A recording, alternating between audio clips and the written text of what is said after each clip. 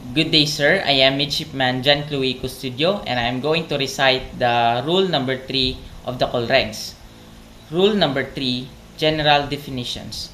For the purpose of this rule, except where the context otherwise requires. Paragraph A stated that the word vessel includes every description of watercraft, including non-displacement craft and seaplanes, used or capable of being used as a means of transportation on water. B. The term power-driven vessel means any vessel propelled by machinery. The term sailing vessel means any vessel under sail provided that propelling machinery, if fitted, is not being used. D. The term vessel engaged in fishing means any vessel fishing with nets, lines, trolls, or other fishing apparatus which restrict maneuverability, but does not include a vessel fishing with trolling lines or other fishing apparatus which do not restrict maneuverability. E. The word seaplanes includes any aircraft designed to maneuver on the water. Paragraph D. The term vessel not under command means a vessel which through some exceptional circumstance is unable to maneuver as required by this rule and is therefore unable to keep out of the way of another vessel. G.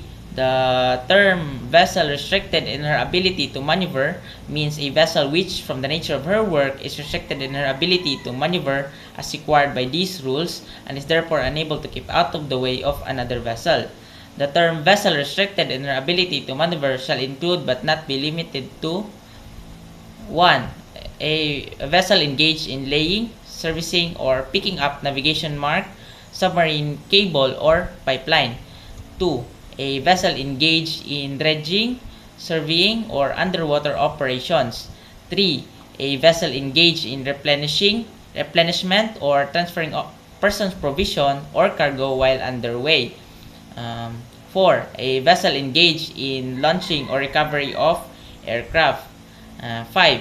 A vessel engaged in mine clearance operations. 6. A vessel engaged in towing operations such as severely restrict the towing vessel and her tow in their ability to deviate from their course. H. The term vessel constrained by her draft means a power-driven vessel which, because of her draft in relation to the available depth and width of navigable water, is severely restricted in her ability to deviate from the course she is following. 1. The word underway means the vessel is not at anchor or made at shore, to the shore, or aground. 2. The word length and breadth of the vessel means her length overall and the greatest breadth. K.